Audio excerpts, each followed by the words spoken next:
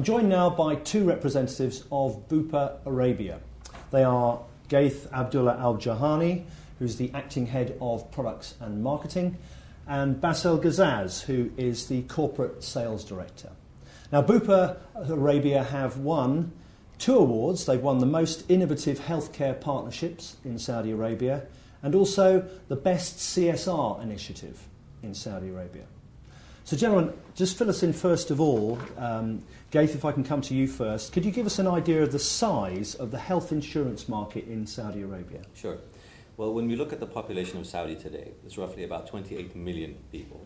Okay, out of which today there's about 10 million of them who have a PMI, private medical insurance, which is all made up of expats and Saudi locals. So that's roughly the size of the market. When we look at revenue, what we call revenue is GWP, the gross written premium, and of that today we're looking at about 12.7 billion in terms of GWP as a whole nation when it comes to private medical insurance. Wow, okay. It's quite a series of figures, which is good. What would you say is the penetration of health insurance products within Saudi Arabia? Well, as I said, out of the 28 million, you've got 10 million, who have a PMI. From a penetration standpoint, again, when we look at out of the 12.7 million GWP, most of them are behind corporates, right? Rather than the penetration of retail. Yeah. So it's mostly predominantly a corporate business when it comes to the penetration within Saudi Arabia. If I can come to you now, Bassel, who are the main players within the marketplace, and where does Bupa stand? The Bupa stands number 1. Today we are the market leader from size point of view, number of members, and from GWP and written premium. Mm-hmm. The main 2 other players are Johani and MedGulf, and the 3 of us, we have a market share about 80% of the total market of the PMI market in Saudi Arabia. Ghaith very briefly mentioned that it seems to be quite a corporate-led market. What is the ratio in terms of your business in corporate versus individual customers? It's 80-20, 80 corporate, 20 SME and individual. The penetration of the market, because there was a regulation in 2006, enforcement of private medical insurance on the expats living in Saudi. And then it was amended in 2008 to have also Saudi working for the private sector.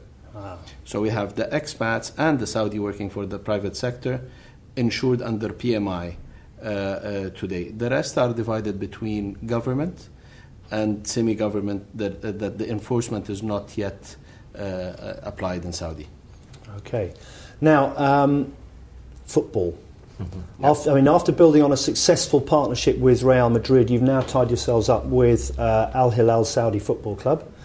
What is the idea behind partnering with sports teams, and what are the highlights, if you like, of your tie-up with Al Hilal? Right. Well, as you rightfully said, this is built on a best-in-class, integration and partnership between Real Madrid and Sanitas, i.e. Bupa Spain. Yeah. Which has been going on for the better part of a decade.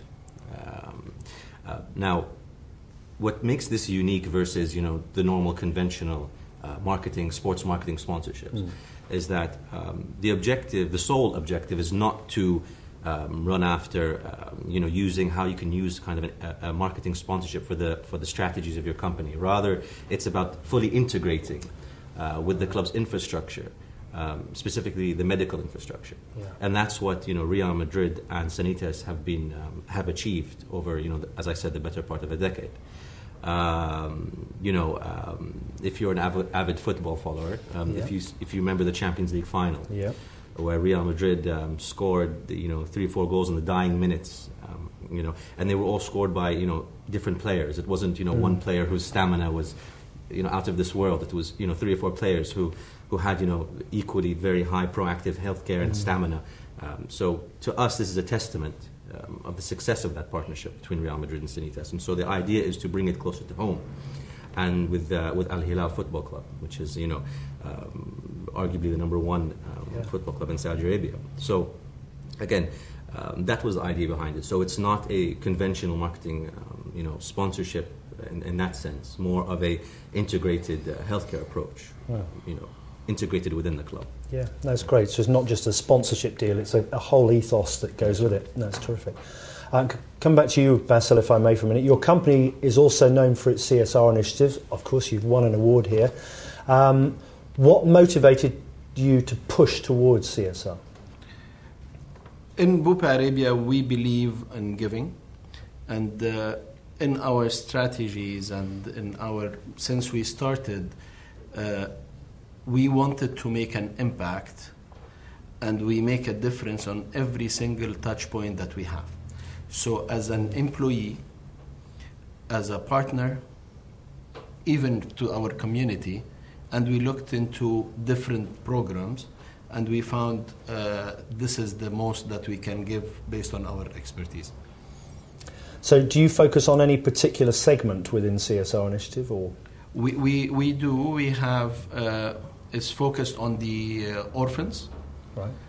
So today Bupa Arabia covers all the orphans living in orphanage home across the kingdom. It's fantastic. Yeah. Okay.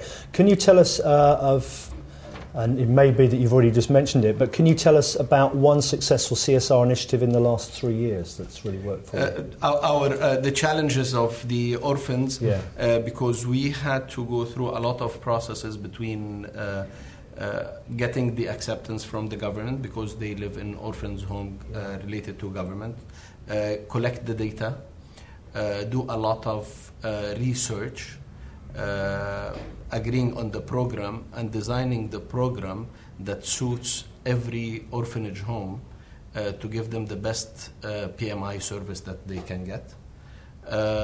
So this is the main focus. So the orphans that we see, it's very, very crucial, and they're very big part of our society, and we need to help them. Well, gentlemen, it's a very honourable thing that you're doing as a group. I'd like to congratulate you both on the awards that you've got, and thank you very much indeed for your time and speaking to us. Thanks a lot. Gentlemen. Thank you.